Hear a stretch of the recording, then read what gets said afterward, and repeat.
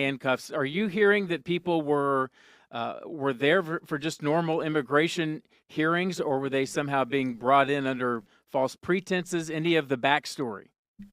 Well, that is a good question. We did speak to one of the people that's out here protesting against ICE detaining people. They said that they get an alert, these groups get alerts when these types of situations happen across the United States, saying that the immigration ICE agents took over the federal immigration courtroom early this morning and started to detain people and question them for immigration status. Of course, we haven't spoken with immigration office yet, so that's one side of the story. We know that we're coming up at the 4 o'clock. We'll have the latest out there. Thank you again for giving us that update. All right, Rick, good stuff out there. All right, we want to pivot back to what we normally do here. This is like an intimate conversation we try to have with some of the people who work at Fox 10, and who better than John Hook? I don't know about that. Can I have a cigarette and a bourbon? No kidding, right? It is that kind of show. Yeah, I feel like I'm back in radio, which is great because I love radio. Did you get your start in radio? Yes, I did. Wow. Yeah. The good old day where you punching your buttons? Not well. You know, when I did radio, they told me the first lesson in radio, you're not here to read the news, you're here to play the commercials. That's still true today. It's still true today. Right. That is still true today. That's how it happens. Yeah. Well, again, why we wanted to get you on, we know that Newsmaker has been an absolute gem of a project that you've devoted yourself to for quite some time. We have a larger interview coming up with really the top cop in Arizona. Mm-hmm. Can you tell us about Kris that? Mayes this weekend. Interviewed her yesterday because they're going to move forward with a death penalty, and that will be announced tomorrow. So I'm not free to discuss who it is or what it is and when, but that'll be revealed tomorrow. So that was the guise of the interview, so that's been embargoed, and we agreed to that. So, but it was a wide-ranging discussion because the program's 30 minutes, and we went probably 40. Talking about everything from her battles with the Trump administration to Fondamonte, which is pumping water up in La Paz County on that alfalfa farm. Mm-hmm. And it's a big question about water rights in Arizona and how that should be managed. We talked about pretty much everything she's been involved in. What's your take, John, on everything is in your 30 or so years in this business, and I'm right on your heels, by the way. Everything has just been so condensed, and now we're TikTok 15 seconds. But a show like yours, I mean, we sometimes need time to ask the questions and get the long answers that aren't just sound bites or even shorter. Sometimes sound bites totally are agree, long. and I think this is why we've seen the rise of the podcast. Mm-hmm. People are hungering for more depth. They want to hear a complete discussion. They don't want sound bites. I think they're very suspicious of the media and how it's being cut and who's making those decisions. You throw somebody on Joe Rogan, there's nowhere to hide. You're going to get that person in their entirety. You're going to get pretty much the whole story, which is great. I think people want that. They want, if they've got the time, they want to dive into subjects that they're like, I've heard about that, but I really don't understand it. I'm going to listen to this whole thing. I find it fascinating, and I'm a total consumer of Mark Halperin's Two-Way. Every night on my way home, I'm listening to that. I think that's a brilliant, brilliant show. Well, and one of the things we were talking about before, but when you interview people that are of national prominence or especially prominence in the state, especially our elected officials, there's a little bit of that, power dynamic where you're doing the interview for them to try to get the answers for the public, but at the same time too, they're kind of using that interview it's for a their mutual own space. use. Mm-hmm. Yeah. Mm-hmm. And in this case, I think Kris Mayes and I go way, way back. She used to be a reporter. She was a reporter with the Republic, political. So the first time I think I met Kris was on George W. Bush's campaign plane flying from Phoenix to New Mexico in 2000. Wow. And I'm on the plane. This tells you how time passes. Kris is on my left, and Jonathan Karl is on my right. I'm in the middle seat. Oh, my gosh. That's good stuff. The hot seat, really. Yeah, and you trying to separate those two? No. Jonathan was terrific. Kris is great. We've always had a really good relationship, and I think because we've had discussions before on Newsmaker about the death penalty, because my assumption was she's opposed. but she's in a quandary because she's the Attorney General. She has to carry out the will of the people and the courts and the prosecutors. So my feeling was always that she was opposed. During the campaign, she didn't quite tell me where she was on that issue. The last time I had her on Newsmaker, yesterday she told me, no, I'm not opposed to the death penalty, but it's got to be done right. It has to be really serious crimes. And so she kind of gave me a straight up answer yesterday as to where she stands on that. As opposed to what we just said about the need for podcasts and shows like yours, do you find that, did you ever worry that eventually we'd just be reading tweet after tweet and they, they don't need us anymore like maybe they did? Yeah, that crossed my mind because everything was becoming shorter and shorter and shorter and shorter. And there's always a pendulum.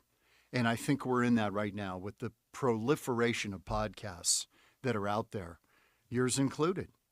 But you can go much deeper on subjects, and we can talk about kind of how the sausage is made. Exactly. Which is kind of cool because people, I think, enjoy knowing kind of how you get to the end product. Yeah. And that was part of the idea, right, Trenton? That's exactly it. People to know, I mean, we're not perfect, we're people, but this is how we go try to get the story. Maybe we don't know the answer at 9 a.m., but we're trying our best to go to the people who do know the answers. Yeah. Just real quick, I wanted to acknowledge that we do have a lot of people watching today, especially weighing in on YouTube with your comments. Thank you, folks, for doing that. Or if there's any questions that you want us to ask, this is John. like an eye test. Yeah, honestly. I can actually read it in my advanced years. Yeah. Let's see. See any good ones? Yeah, we'll get that in a moment. That's important. Can I call you bro? Or is it, can I call you bro? That's a good question. Yeah. Don't give out your phone number, John. I'm Santiago. You can call me bro, and bro, you can call me. There you go. Well, one clip I did want to play real quick because we were talking about how you navigate those things. 1992, Arizona Senate debate that happened. That you hosted here. Yeah, moderated it. Yeah. You were an anchor at Fox 10. Yeah. Let's play Saw 2 real quick. I got to see this. Candidates for U.S. Senate from Arizona are here to talk about their candidacy. Now, besides the audiences watching in Phoenix on KTSB Channel 10 and on your station, KVOA in Tucson, we'd also like to welcome those of you listening in on KTAR Radio. And we'd also, Dave, like to mention there is a nationwide audience tonight. We'd like to also say hello to those watching on C-SPAN, the cable satellite. I fought for a balanced budget amendment and to give the president to provide a health care program administered to the schools. Certainly don't want them to be havens of gambling so that people who live... Candidate, the incumbent, John McCain. No brake can be put on these skyrocketing costs unless we have malpractice reform. That would 25% of every doctor's practice today. Wow. How about that? Yeah, Channel 10 sucked the life force out of me, basically. They stole my youth. Man, you're looking good. You're still looking good. Oh, God. But that was a young John Hook, wasn't it? Yeah, that entire wardrobe has completely come back. Well, yeah, I should have hung on to it. Really? Big mistake. Sending it over consistent brand. But those were no small potatoes back then, and you were a young guy handling it. It was a big deal for me to be asked to do it because the way it worked, League of Women Voters put it together back when the league could really kind of decide we are doing a debate and you better show up. Those days are over. Now the candidates, if they don't like the moderator, and this is a polarized world we're in, they won't do it. We saw that in the last cycle. Yeah. People just wouldn't go, right? Carrie Lake didn't want to really go on PBS with the hosts there. She thought she wasn't going to get a fair shake. So you had all this stuff going on. In this case, the league wanted it to be a statewide television event. And we did this several times. I did it in the governor's race for Fife-Symington. So they had an anchor from Tucson. I was working in Tucson at the time at KVOA. They selected me to be the anchor for it. And Dave Patterson, who was the anchor here at Channel 10, would represent the Phoenix ADI. Wow. So that's how we did it. We divided responsibility. Makes complete sense, actually. Yeah. When you think about it. Really, that's kind of how it should be for all of Arizona. And I got a chance to do, fortunately, a bunch of these. I did a presidential at Gamage Auditorium for the Republican primary in 2000. In 2000. It was the whole Republican field. So I was a moderator, and all of a sudden C-SPAN wanted to take it. Then CNN wanted to take it. And when CNN took it, they said, you're going to have a co-moderator, Bob Novak. Yeah. Oh, wow. Okay, so Bob Novak and I are standing up there Wow. doing it together. It's game time. He could not have been more gracious. He didn't come in and Bigfoot me. He's like, we're going to do this together. And it was an honor. Really was. Honored to have you here, John. As always, thanks for chatting us up Good today. to see you Appreciate guys. it, man. Not I enough like time. this. Yes. I like this matchup here. We'll come back and visit anytime. Okay, I'm not leaving. Okay, Bro. No 4 o'clock today. Yeah. All right. John's on there. We'll be, Webb. we'll be All right right. back. More good stuff. I think we're going to talk to Nicole Krasean about You're in Yeah. better hands. prison Yeah, issue exactly. coming right up. We'll Right? be back. Yeah. So stick around. YouTube comments. We'll get to them. Thanks, guys. You're watching Fox 10 Talks.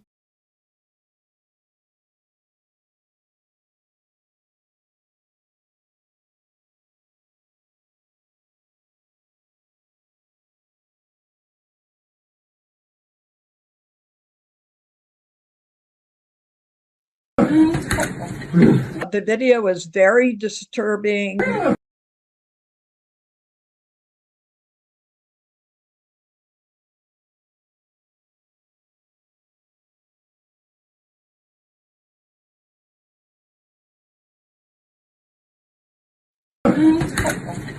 The video was very disturbing.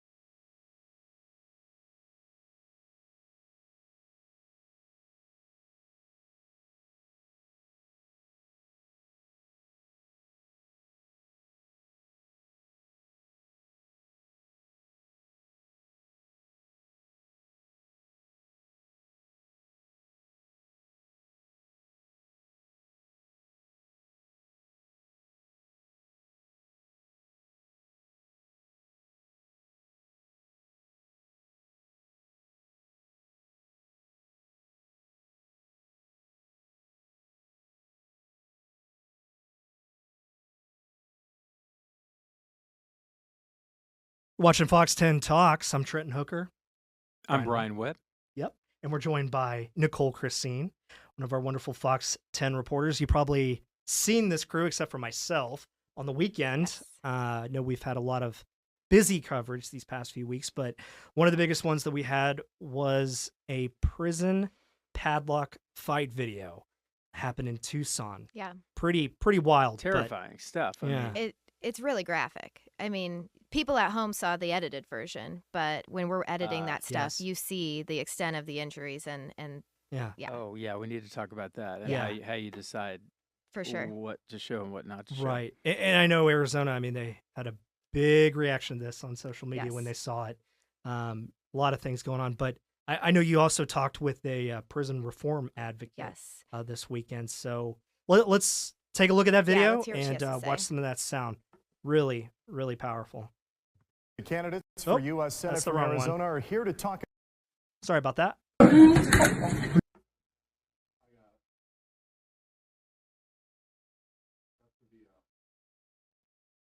Stop. Yeah, let's play that real quick. Stand by, folks. The video was very disturbing, very alarming. The inmates are running the asylum.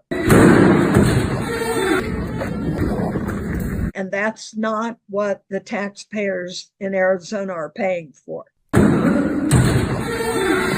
The inmate who was filming obviously had no concern about being noticed or caught because he continued to film. Yeah. And that's only part of it. It's about a 3-minute video in total. And that's one of many parts of this, is that Right. no one seemed to be immediately reacting to this. I don't know the lay of the land exactly in there, but this could have gone on. And a padlock, one good hit, and God knows what kind of damage you can do. Oh, I would argue that that person is lucky that they're not more seriously injured, because I don't know the extent. We were told by the department that the injuries weren't too severe. I would argue that anything that you sustain from a padlock is probably not great, and I understand he received some medical care, but I think that is where we kind of got started with this was, okay, we're looking at this, it's spilling out into the prison yard, and nothing is being done about it that we can see, right? And so that's a big part of the story too, is what a snippet like this of 3 minutes in a prison day versus what the overall operations are trying to do. That's kind of where I'm coming from as a journalist trying to unravel this. And you two probably had to talk about that night, right, Yeah. Trenton? Because like I'm 30 years into this business. I don't always know how far to push that line. You want to let people know what happened, but then there's a line you don't want to cross either. We deal with that quite a bit. It's Did you guys, sensitive, how did you yeah. guys Sure. figure that Yeah. out? Well, the thing also you have to weigh that I think you both agree that we put at the forefront is the public's right to know. Yes. That we are trying to do as much as we can to inform the public of what the situation is, but at the same time trying to offer the most tasteful coverage that we can. And these are human beings you're still seeing. Some might have feelings that they did the crime. Now they've got to do the time, whatever that is inside those walls. But watching those men attack other men, it's your heart still kind of goes out for that's a human being at the end of the day. Absolutely. And it's so complex because, as you mentioned, there were plenty of people that said, I don't even think this is a story, because when you have felons in an area together, isn't this bound to happen? Or there are people who have the mindset of, do we care about what happens to them? Donna Ham, the woman that you saw from Middle Ground Prison Reform, her argument is not only is there, that humanity side to it, there's also constitutional rights that prisoners have, and that, correctional officers are supposed to be making sure that they aren't injured like that when they're serving their sentence. So a lot of layers to this one. And I was able to sit down with the Department of Corrections Director, Ryan Thornell, today, which was great. I think the fact that he was willing to sit down, didn't, let me ask all of my questions, didn't shy away from anything, is huge. Tell us about that real quick. Yeah. I mean, again, he, besides being a public official and Right. a state official and leading such a mammoth organization, he still is a person. He's a person. Watching that video, what did he say about it? So, yeah, we talked about, I was kind of briefed ahead of time, understandably so, that we wouldn't be able to talk specifics about any incident that had happened because it's still under investigation. There is an internal criminal investigation into that specific incident. And so they don't want to jeopardize anything with that. But he was able to, on two different levels. He addressed that, any violent act that he sees as something that they don't condone, obviously, that they don't want to see and that bothers them.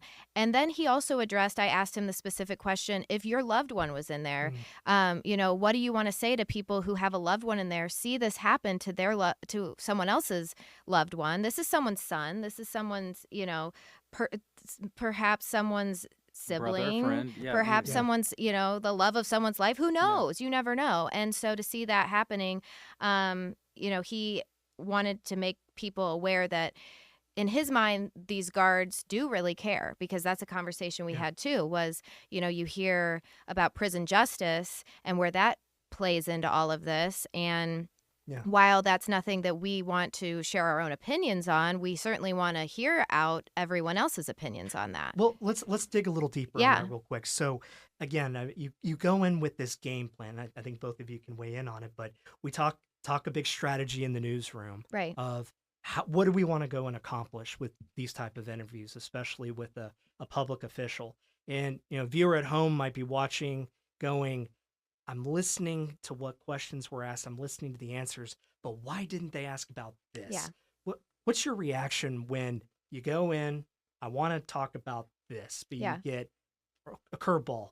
We're not talking about that. How do you still connect with that person to try to answer the question the best that you can? Yeah, and I think, Brian, you can obviously weigh in on this too, but for me, it's all about having a productive interview. If I go in there and I hit a roadblock with every single question I'm asking and I can't get anywhere, then I'm coming back and sure, I maybe asked the questions people wanted to have asked, but if I don't give him any opportunity to give me a productive answer about anything or to look forward and talk about solutions, then we're not helping the problem either. We're not furthering any of it. And we can't make someone answer our No. questions too. And sometimes you leave there and just like, you feel like you've been hit by a freight train because Right. you just got slammed in there. Right. So sometimes, I personally don't really enjoy being told ahead of an interview what someone can or can't say, but I do give the respect to a person who is in that role to be able to say, I can't talk about this because of an investigation. Okay, that's fine. Then how can I have a productive interview that has substance and that tonight at 9 and 10, when people watch it, they will hear his thoughts on things. He will address things that, for example, Donna Ham had to say about staffing issues. That was a big chunk of our conversation, was retention.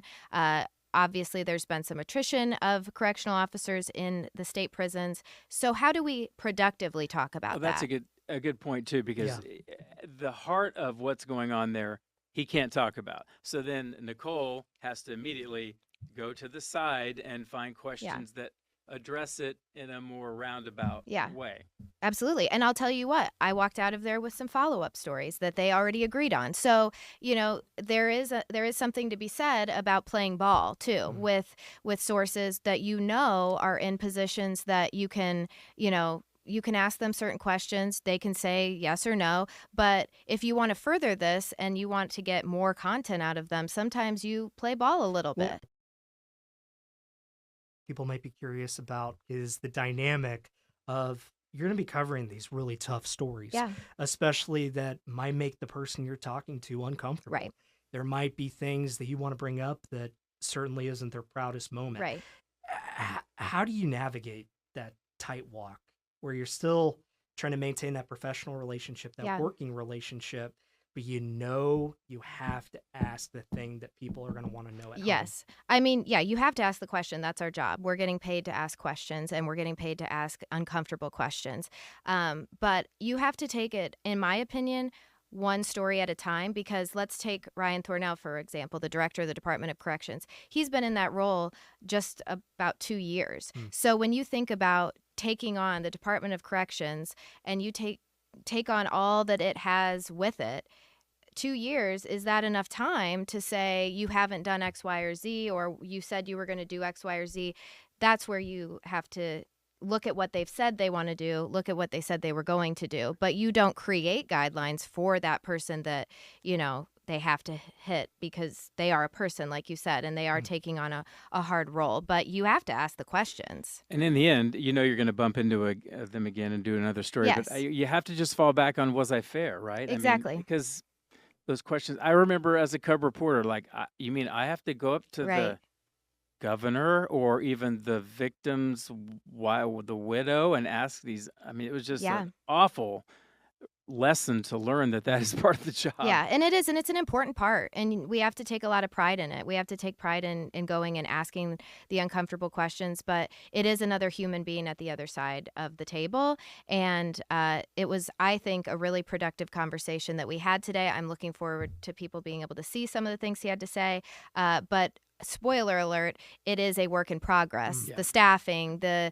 funding from the legislature, like there are things that he says, dominoes that have to fall before real change maybe is seen from some of these critics. Yeah. Well, one thing I want to talk about real quick was the things that we don't show on air, especially, I mean, I think we can talk about this story, right, where you talk to some people right, that were connected to this video, who knew what life is like really going on behind the scenes. Can you tell us about that? Yeah, so we have plenty of conversations off the record, right? And so one of those conversations I had this weekend was with someone who was formerly in the facility that our sources have told us this happened at, and that is some insight that does lend itself. While no one at home will probably ever know what that person had to say, it lends itself to some background and some ways of thinking about the questions that we want to ask in those interviews. And it's valuable information, even though no one at home might ever hear any of it. And that's we got to wrap it up. You're great, but that's another way if you can't hit it directly, you got to find side angles and other people who may be able to weigh in on the situation to get your answers. That's Absolutely. just how it goes. Yep. Yeah. And it's all that process of building trust, right? Yes. People are going to trust with everyone. Right. Yeah. Right. We're going to be fair and we're going to be accurate. Yeah. And really, that's all we can do, right? Absolutely. So good stuff, Nicole. Thanks, Nicole, guys. Thanks for having me. Thanks for all having right. me. She's Tune in at 9 and 10. Right. Right And every weekend on Fox 10. That's for sure. She's our go-to. Yeah. All right. We have more good stuff coming back right after this break. Stay with us. Okay, Fox stick 10 with Talks. us, folks. Thanks.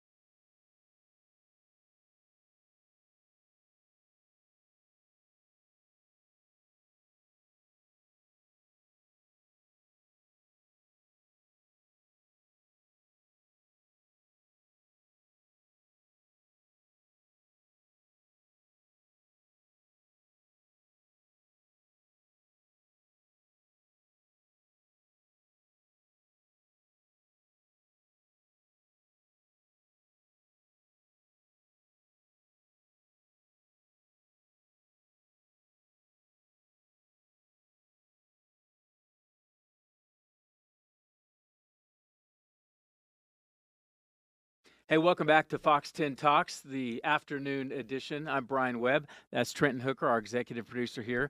So far we've talked to Rick Davis out in the field at Breaking News, some immigration arrests going on right across the street downtown.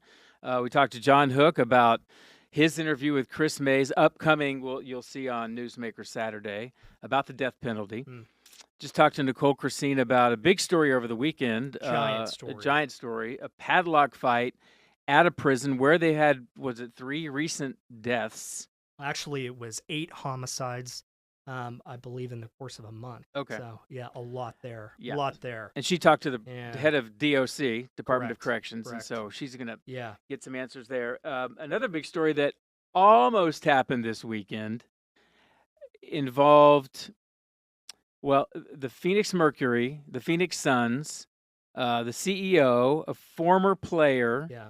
a lawsuit that somehow connects lawsuit. them all. Yep. I remember you came over to my desk. It was that Sunday night, Correct. and you're like, "Hey, we have knowledge of this lawsuit about one thing that mentions some scandalous Right. stuff over here. How do we play that?" And Yeah. you take it from there. Now, again, I mean, this was just an allegation that was filed. There was a man that filed a lawsuit against the Phoenix Suns organization. He was a security chief.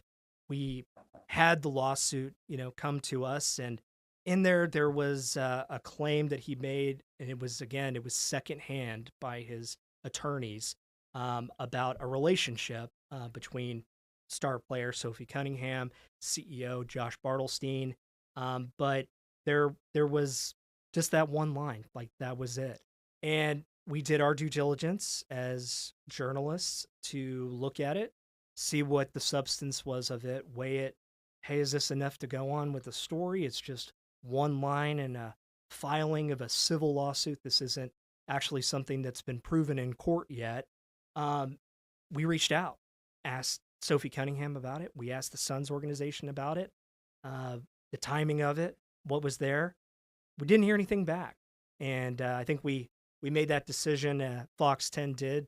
There's not a story here right now. Well, yeah, I remember my first thought was, let's write the script and see where we're at with what we've got. Build it out. And so we wrote it out, and then I believe, like any smart news person would do, we called our boss. We're like, where do we stand on this, Get right? another opinion. Yeah, I mean, because we don't want to be hanging out there in the wind. But did your feeling at that point, what did the relationship between the CEO and the former player add to his lawsuit? Was it just him airing dirty laundry, or is it really part of it all, or do we know yet? I mean, that's the thing, is this hasn't gone before a judge yet. It hasn't certainly been heard in a courtroom. And really it was just a statement. Again, the dirty laundry factor might be a big part of it.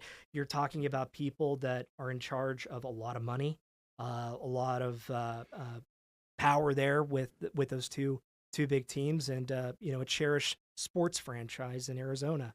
But also Sophie Cunningham was traded back in February. That's the other factor. A lot of fans on social media wanted to weigh in with their thoughts. A lot of speculation, a lot of theories about what this means and what motivations might have been. And today, lo and behold, we did hear from Sophie Cunningham on her Twitter. I think we can pull up that statement real quick. But she wanted to push back and say that this accusations made by the plaintiff in this case, Jean Traylor, someone she says she didn't know, they were very hurtful. There's no substance to this. She just wants to play basketball at the highest level, win for her team, win for her fans. And blame the media. Right there. That was the big hook. To the media who reported on this, I have always spoken the truth, she says, and been transparent with any press inquiry.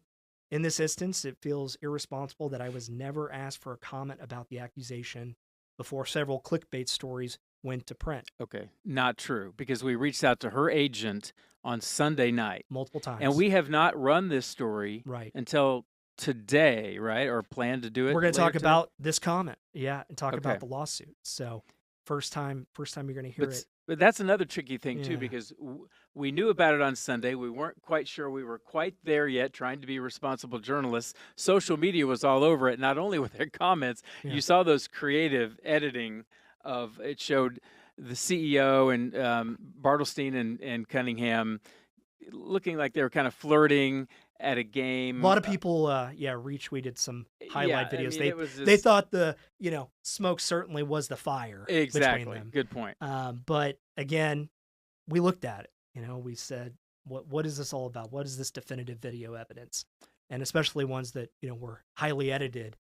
Was it? But the feeling that we just weren't there yet, since we didn't get a response from it. Had we gotten a response from someone, do you think we could have run with it Sunday night? Right. Well, that's the thing. If someone responds to us, we are a news organization. We're going to talk about that. We're going to talk about what they have to say, because we want to be as accurate and as fair as possible, kind of like what we just talked about in the last segment. But on this one, especially where it has to do with public figures, the intrigue that happens between them, that's news. People care about it. People were talking about it online too. Yeah. That's the other part.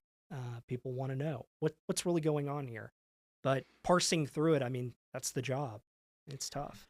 Yeah, I just my mind just goes instantly to, okay, let's write this out and see what we've got. And if you could after you've been doing this for as long as we have, you can pretty much tell if there's enough there to go with.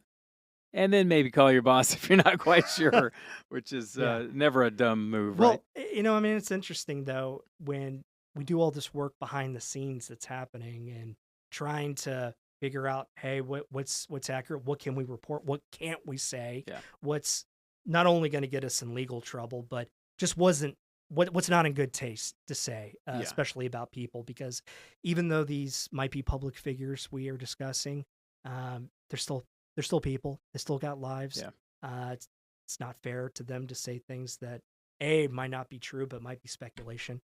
It's tough to walk that. But then at the end of the day, too, not getting that credit where people aren't being able to see what happens behind the scenes, the work that goes into it, frustrates a lot of folks. It's a tough call, man. And it's, I guess we try to err on the side of caution and fairness.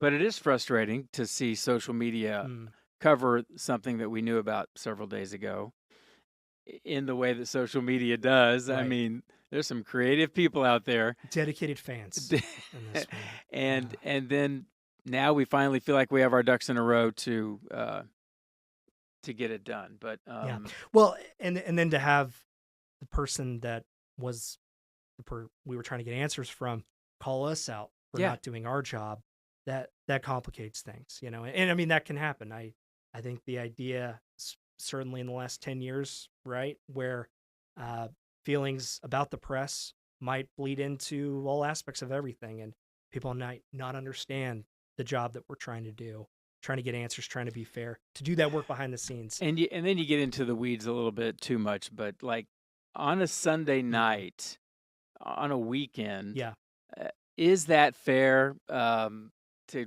Good point. expect an answer at 8 o'clock on a Sunday night from an agent in God knows where, California or New York or wherever? Yeah. We might think it's the biggest story to happen all day, but people have lives too. We have to be fair. We have to give them enough time to, hey, I'm going to take a look at it, see what I want to say on the record. That's tough. I mean, think about on the other side of that. I mean, you're minding your business, living your best life, and all of a sudden you get a phone call. It's Brian Webb on the phone, wants to know, what do you have to say about this thing? That's tough, you know, because what you're going to say is going to be looked at. It's going to be taken under a microscope. And let's not forget the history that the Phoenix Suns and the former owner were dealing with. And it had so many layers that I thought the script we wrote was pretty good and ready to go. But you know, just wasn't the time yet. Yeah. You know, and that can be tricky.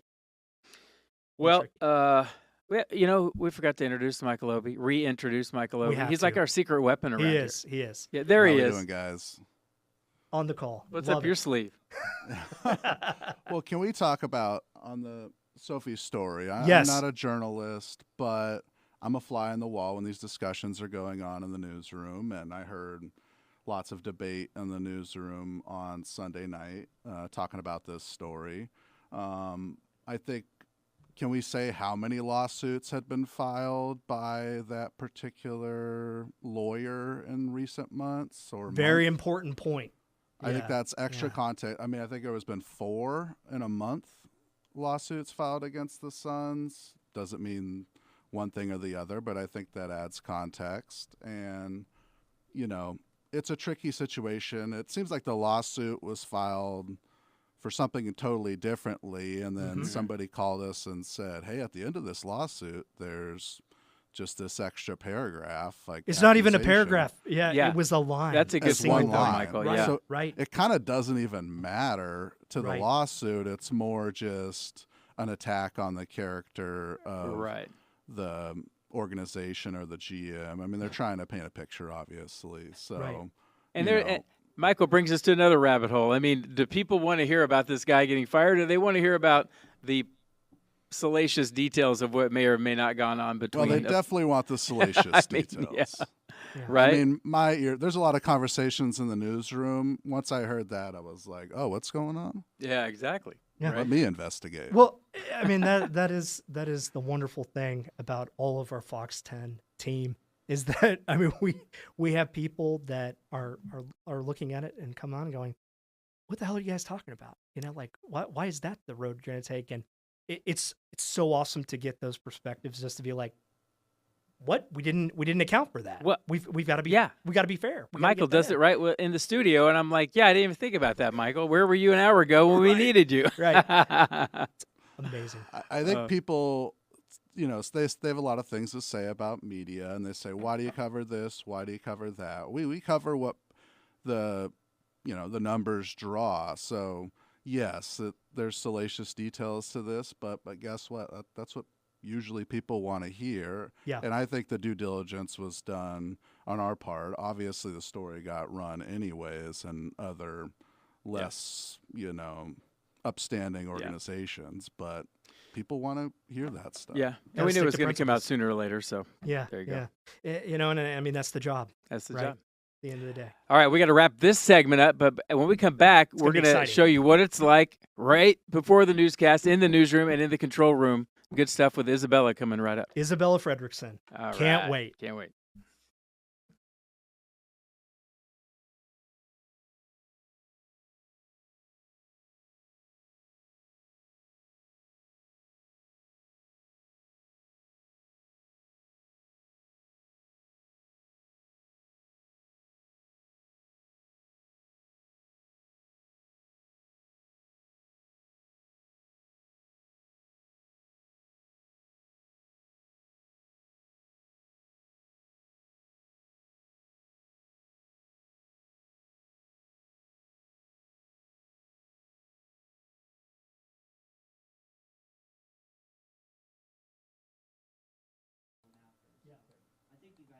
Hello? Isabella, can you hear me? Can I get a mic check? Yes, I can hear you. Mic check, mic check. I'm not hearing her on phone. Hello? You guys mic hear check, her? mic Okay, check. it must be mixed out on my side. Mic check, mic check. G22 right there. You guys try talking to her. Yeah. Isabella? Yeah, we can hear you. Can you hear us, Isabella? Can you hear us? Great. Yes, I can hear you guys. Awesome. All right, fantastic. All right, you look great. Yeah. This is all about having fun. Yeah, we're gonna be Thank buzzing you. in. Yeah, we're gonna. Okay, talk to me and I'll talk back. Awesome. You want to introduce her? Yeah, absolutely. All right.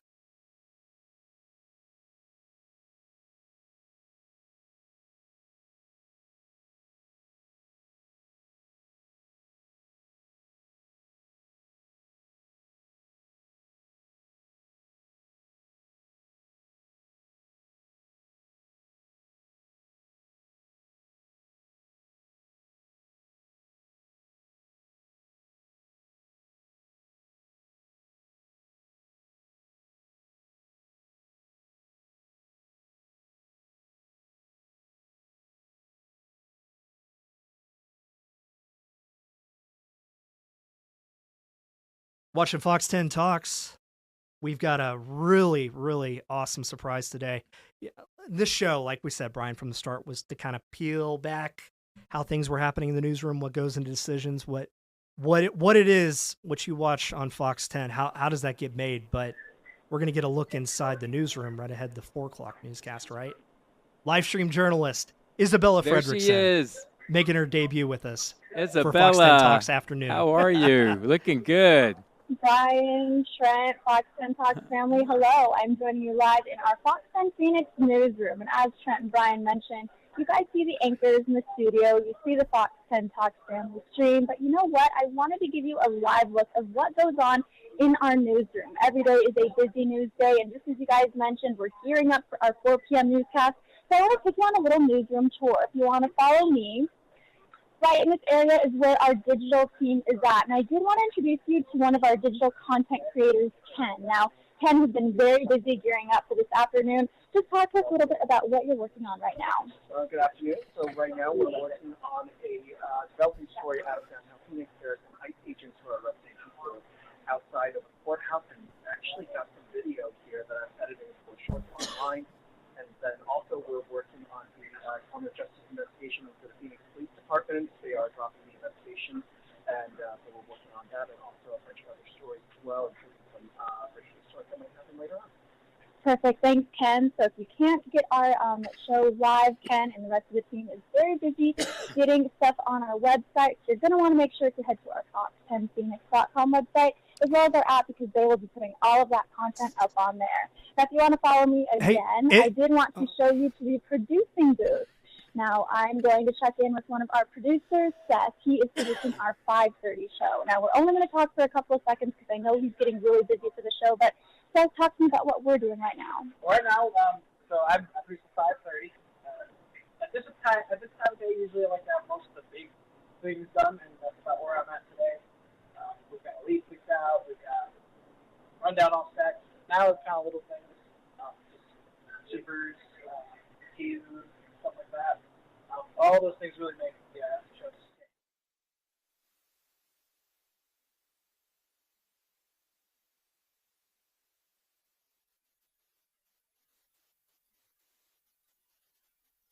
For that 5 p.m. and 5:30 show.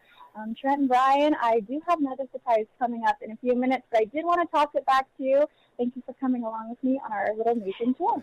I like surprises. This is great. I mean, we get to look inside, see what's going on. It's been a busy day, right? Oh, you know, every day is a busy day in the world of news. But just as they mentioned, from the ICE situation, I mean, every day is a busy day in news, and I think that's what we have to say, because there's never a dull day when it comes to news. And as you can see from our digital team to our producing team, they are very busy. They can only talk for a couple of seconds because they are doing all that they can to give the viewers the content. Thanks, Isabella. See you for that surprise in a little bit. Yeah, Trenton, I was going to ask you, is that something like producers try to stack their show with maybe some of the lower level stories first and then work up to the top of the show because things are always changing? Is that somewhat accurate? Well, you know, I mean, I think it also depends on the person too, Yeah. and the news day, what you got going on. Might be just some of those days, kind of a little bit like today, where the afternoon was just total chaos, where you've spent 4 or 5 hours just crafting this show that you think is going to be greatness on. Right. I put my heart and soul into this. I can't wait for this person to be interviewed. I can't wait for this video to be shown. Oh my gosh, like the audience is just going to be shocked on what they're going to see. And then you have days like today, we'll get the phone call. That big desk you saw behind Isabella in the beginning there, our assignment desk. They'll start shouting out, "We've got breaking news, folks. Yeah. Tear it up." The news gods had other plans for the day. Yeah, and some of those producers we saw just a second ago, those pros, man, they are some of the best in the business with just being able to adjust, jump into it, and hey, we're doing live news. Yeah, that's what it's about, and this gets your adrenaline pumping, and it's kind of the fun stuff. That's why, I mean, you know, people have asked me, friends, family, people I even went to college with, why are you still in TV news? With the way news industry is going, feels like you could have taken a job doing a million different other things. It's because this is the best job in the world to me, because you can start off every day. Things are different. You go into it having an idea. I'm gonna take on these stories today. I'm gonna do this. All of that gets ripped up. Adrenaline starts pumping. Yeah. You're really writing the first draft of history. Boom. It's a rush. It's a crazy natural high, isn't it? Sometimes it's great. Or sometimes there's stories like the one I covered today that are kind of the opposite of breaking news. This has been, for this group, 5 years in the works. Yeah. I went out earlier today to cover a kindergartner graduation. Now, this isn't what it used to be when I was in kindergarten in the dark There they ages. are. Check them out. Cap and gown, balloons, proud parents, Wow. all the music, like what's that song? Na na na na na. Na. I can't remember. I mean, set the stage. The diplomas. I mean, it was quite. They called out each name. Wow. And they're just so cute, and you just think, I did the math. I'm not very good at math, but I think I got it right. They'll graduate high school in 2037. Can you imagine what the world is? There's no way to even guess what the world's We're still going to be be stuck on this set. That's what it's going to be. 2037. We've been here for 18 years, folks. It's terrible. Long beards down to the floor. With math, so just seeing them and that's amazing. And it's a proud moment. I mean, the parents showing up, feeling like this is a big deal. And as a parent myself, you get into that first graduation, right, for kindergarten, you think this is an accomplishment, but really you got so many years left. You know what's hard? Over. Interviewing a 5-year-old. How is that? That took a little... Because we talked about what's it like to interview big time politicians, corrections officers, prisoners. Poor kids. You got this 5-6-year-old strange dude with a guy with a camera, and we're like, "Hey, kid, what's it feel like to be a graduate?" And you gonna get a job, kid? Yeah, I was like, "How do you feel about the tariffs?" No, I couldn't Brian, go down I think that we need road. to start with what's your favorite color, what's your favorite shape. Might be a little too advanced for Brian. Yeah, you just gotta let them know that you're friendly first. Right. Plaster on a smile. Build some trust. Build a little rapport with them. I did get one of my go-to, Bring Michael. snacks. Michael, that would have been good. I did pivot eventually, Michael, to what do you want to be when you grow up? That was my best question. Wow. And what were some of the answers? I got a firefighter. No reason given. Why do you want to be a firefighter? And let's go find the fires. Yeah, right. Then I asked another girl, she wants to be a teacher. And I said, oh, great. Why do you want to be a teacher? Well, so I can teach. Well, what other answer did you want? That's brilliant. And then the last little girl I interviewed threw me for a loop. What do you want to be, young lady? I want to be a paleontologist. Wow. I was like, well, hello there. That we girl's just gonna took make it some up waves. a notch. Nobody said TV news. Nobody said reporter Not like a you, one. Brian Webb. Do you think that was just her calling you old, Brian? I didn't really think about that until this moment, but now that you think about it. Do you think you guys could graduate kindergarten today? No. Like if you had to take a kindergarten final? I don't think maybe first grade, but I can't color inside the lines anymore. Yeah, well. No, and true. I would completely say the wrong thing. Really get my name right. They learned how to raise their hand, which Michael Obie's not good at. Correct. Standing in line, I hate. I only raise my hand when you need to be on camera. I get paid to raise my hand. I only raise my hand when I get paid. Yeah, I just opened my mic. That was cute stuff, though. Awesome. Well, we got just a little bit more time left, but we got the 4 o'clock newscast on Fox 10 coming up. Isabella standing by. Surprise. Where is she now? Whoa. There she is. Now live from the control room, also known as This is a first. PC1 to our team. Now, I'm sure you can see there are a whole lot of buttons in this control room, hundreds of buttons, I'd say, of every different shape and color. This is another really good inside look at the behind the scenes when it comes to creating our newscast. And back here, if there's no one touching the buttons, there is no show. The magic really happens here. And I'm here with Ashley, one of our directors, as she gets ready to prepare for the 4 p.m. show. Ashley, do you want to talk to us a little bit about what you're doing just minutes away from the 4? Yeah, okay, so right now I'm just going over the 4 o'clock show, going over the first block. The first block is the one that tends to be like the most complicated. Just trying to make sure that everything I've coded is correct, kind of mentally preparing myself for anything that could go wrong. In this block, it's actually a bit more complicated than it tends usually be. We got a lot of live shots, a lot of like VOs that we're going to be taking over those live shots. And the thing with live shots is it tends to be a bit more chaotic because, you're not able to see the prompter from, like, outside, With the outside reporters, you're kind of just having to follow along with them and read them. And it's a lot more paying attention. It's a lot more things can go wrong with it. So it's a lot of just mentally preparing. Hey, Isabella. Just making sure everything looks good. Can you ask Ashley Great. Thank you so much. what does she think about Yes? during the pressure like that? What's going through her mind? Ashley, we have a question for you. What do you think when it comes to the pressure of, directing these shows? What goes through your mind as Is it the happy show's going thoughts? on? Happy thoughts? Is it happy thoughts? My biggest concern always is I want to make sure all the hard work of everybody else makes it to screen well. It's like, the producers work on this show all day. You don't want to make their show look bad. It's the anchors on air. You don't want to make them look bad. Good answer. Wow. I mean, See, right now I have the floor director stepping it up. trying to communicate with me right now. Yeah, so we'll let her get back to that because as we just talked about, the show is just minutes away. But Ashley did a very good way of telling us that, a lot of steps go into putting a show on the air.